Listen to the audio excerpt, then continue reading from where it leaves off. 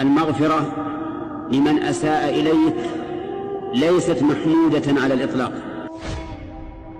فإن الله تعالى قيد هذا بأن يكون العفو مقرونا بالإصلاح، فقال فمن عفا وأصلح فأجره على الله.